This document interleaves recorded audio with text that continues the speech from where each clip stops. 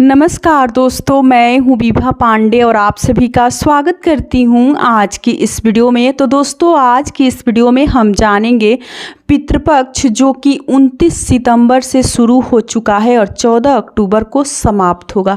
तो इन 15 दिनों में पितृ को प्रसन्न करने के लिए घर के सभी सदस्य को, चाहे वो बूढ़े हों या फिर बच्चे हों, कौन सा एक कार्य जरूर करना है जिससे कि पितरों की आशीर्वाद सदैव हमारे ऊपर बना रहता है, और कौन सा 4 कार्य हमें जरूर करनी है पितृ को प्रसन्न करने के लिए। तो इसी के ऊपर आज का हमारा ये छोटा सा वीडियो है। अगर आपको मेरी ये वीडियो पसंद आती है तो प्लीज़ आप मेरे वीडियो को लाइक करके चैनल को सब्सक्राइब कर दीजिएगा, साथ में बेल आइकन को ज़रूर प्रेस कीजिएगा, जिससे मैं जब भी कोई वीडियो अपलोड करूँ तो नोटिफिकेशन आपको सबसे पहले मिले। तो दोस्तों, पितृपक्ष भाद्रपद मास के पूर्णिमा तिथि से शुरू होता है और आश्विन मास के अमावस्या तिथि के दिन समाप्त हो जाता है। पूरे 15 दिन पितरों को समर्पित है। पितरों को प्रसन्न करने के लिए हमें कुछ ऐसे कार्य होते हैं जो कि करना चाहिए, जिससे पितृ प्रसन्न होते हैं और सदैव उनका आशीर्वाद हमारे ऊपर बना रहता है। तो चलिए जान लेते हैं कि कौन सा एक कार्य है जो कि घर के सभी सदस्य को जरूर करनी चाहिए पूरे पितृपक्ष के दौरान, पूरे 15 दिन। तो देखिए, अगर आपके घर में पितृ के फोटो प्रतिमा हो, जैसे कि जो नहीं है अब इस दुनिया में, दादाजी हों या फिर पिताजी हों आपके, अगर उनका फोटो हो तो उस फोटो को आप लोग थोड़ा सा साफ करके नया वस्त्र दे दीजिए और नया एक माला जरूर चढ़ा दीजिएगा, फूल का माला। और प्रतिदिन घर के जो ही सदस्य हैं, बच्चे हों, बूढ़े हों, जो लोग हैं उनके, जैसे कि जो पूर्वज नहीं हैं उनके बेटा हो, पोता हो, बहू हो, हर लोगों को पूरे पितृपक्ष के दौरान कम से कम आप लोग एक फूल उनके ऊपर जरूर चढ़ाइए, पुष्प और धूप दीप जरूर दिखाइए। हर रोज उनका दर्शन कीजिए और उनका आशीर्वाद आप लोग जरूर लीजिए। बहुत शुभ माना जाता है। देखिए, कहा जाता है ना कि पितरों की पूजा हर रोज हम लोग नहीं कर पाते हैं। बहुत सारे घर में किया जाता है, लेकिन बहुत सारे घर में पितरों की पूजा हर रोज करना अच्छा नहीं माना जाता है। लेकिन आप लोग पूरे 15 दिन पितरों का पूजा आप लोग घर के सब परिवार जरूर करें, कुछ करें या ना करें, लेकिन दर्शन करके उनको प्रणाम आप लोग जरूर करें। आपके घर में छोटे बच्चे हों या फिर बुजुर्ग हो, सबसे आप लोग ये कार्य जरूर करवाइए, बहुत शुभ माना जाता है। अगर मान लीजिए कि आपके पितृ का फोटो ऐसा नहीं है जिसकी आप पूजा कर सकें, अगर इच्छा हो तो आप लोग इस पितृपक्ष के दौरान बनवा भी सकते हैं नया फोटो प्रतिमा और उसकी पूजा भी कर सकते हैं। पितरों की फोटो को हमें किसी ऐसे स्थान पे, गुप्त स्थान पे रखना चाहिए जिससे कि हम घर से कहीं बाहर जाएं तो नज़र ना पड़े, और कहीं बाहर से हम घर में आएँ तो नज़र ना पड़े। हमेशा नज़र नहीं पड़नी चाहिए उस फोटो प्रतिमा पे, इसलिए उस फोटो को कहीं छुपा कर रखना चाहिए और दीवार के, दक्षिण दीवार के तरफ उस फोटो को लगा कर रखा जाता है। तो इस बात का आप लोग ध्यान रखिएगा, दक्षिण के दीवार में फोटो रखनी है और छुपा कर रखनी है। अगला कार्य क्या है, देखिए, पितृपक्ष में हमें पितरों के लिए भोजन जब हमारा बनकर तैयार हो जाता है, बहुत सारे घर में सुबह के ही भोजन में से सबसे पहले पितरों के लिए भोजन निकालकर और छत पे पानी और भोजन रख दिया जाता है। बहुत सारे घर में शाम के समय पितरों के लिए भोजन निकालकर और रसोई घर में एक पीढ़ा, मचिया, जो ही आप समझते हो, भोजन और पानी रखा जाता है रसोई घर में, और बहुत सारे घरों में सुबह के समय छत पे रखा जाता है। तो जो ही आपके घर का नियम हो, बहुत सारे लोग हैं जो कि दोनों समय के भोजन में से निकालते हैं पितरों के लिए, लेकिन भोजन को जूठा नहीं करना है। भोजन जूठा करने से पहले आपको भोजन पितृ के लिए निकाल देनी है। जैसे कि हम गाय माता के लिए भोजन निकालते हैं बिना भोजन जूठा किए हुए, ठीक उसी प्रकार से हमें पितरों के लिए भी निकालनी है पूरे 15 दिन। तो देखिए, अगर आप भोजन निकालना चाहते हो सुबह में तो बहुत अच्छी बात है, बनाया हुआ भोजन ही आप लोग निकाल कर छत पे रख दें, पानी रख दें।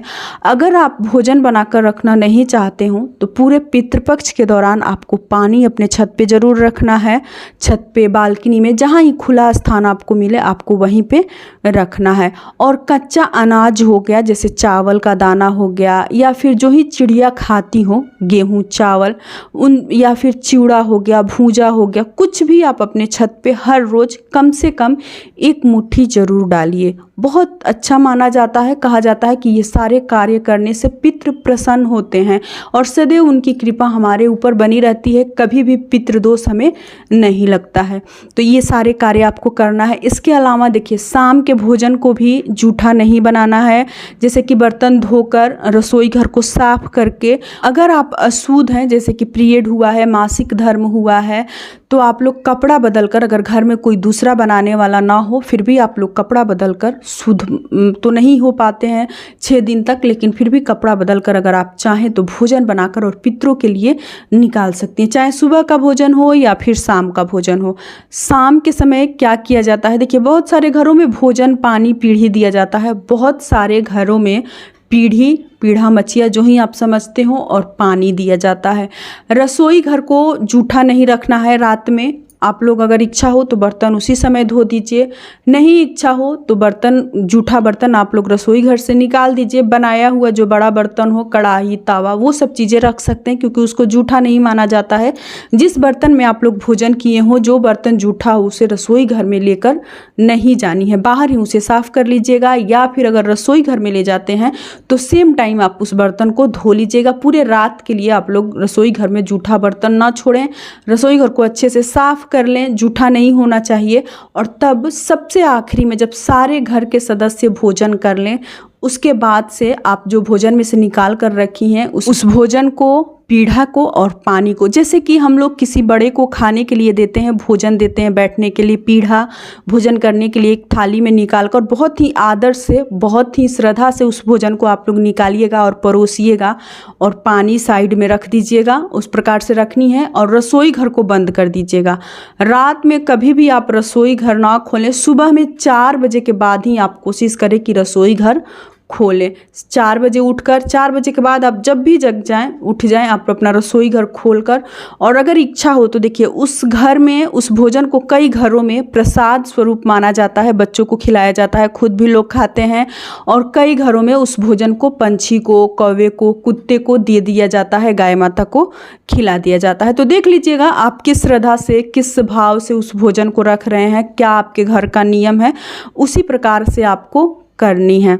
और पूरे 15 दिन देखिए, हमारे यहाँ जैसे हम लोग प्रतिदिन रहते हैं, जैसे साबुन लगाना, मांग में सिंदूर लाल लगाते हैं लोग, कंघी करना, शैम्पू करना, तेल लगाना, हर कार्य करते हैं। लेकिन बहुत सारे घरों का नियम है जो कि ऐसा नहीं करना है। तो जिनके घर का जो नियम है, नियम तो पता चल ही जाता है बड़ों के द्वारा। तो आप लोग अगर नहीं हो घर की बहू, तो बड़ों जो ही आपके घर के बड़े हैं, बुजुर्ग हैं, आप अपने घर का हर नियम जानने की कोशिश कीजिए उनसे। और हमेशा आप लोग पूछा कीजिए कि ये जो त्यौहार आ रहा है, जैसे जितिया आया है तो अपने घर का क्या नियम है, तीज आया था तो अपने घर का क्या नियम है, पितृपक्ष में अपने घर में क्या किया जाता है। हमेशा हमें बड़ों से जानने की कोशिश करनी चाहिए और पूछनी चाहिए, क्योंकि हमारे घर का नियम हम बहुओं को ही आगे लेकर जाना है और ज़रूर करना भी है। इसलिए आप लोग हमेशा कोशिश करें कि घर के जो बड़े हैं उनसे हर रीति रिवाज, हर नियम परंपरा आप लोग अपने घर का ज़रूर सीख लें। हर त्यौहार का नियम हो गया, विधि हो गया, पितृपक्ष के दौरान क्या क्या कार्य आपके घर में किए जाते हैं, कौन कौन से कार्य नहीं किए जाते हैं, सारे नियम, सारे विधि आप लोग ज़रूर अपने घर के बड़ों से सीख लीजिए। तो यहीं तक की थी आज की हमारी ये वीडियो। उम्मीद करती हूँ कि मेरी ये वीडियो आप लोगों को समझ में आई होगी। तो फिर मिलूँगी एक नए वीडियो में, तब तक के लिए नमस्कार।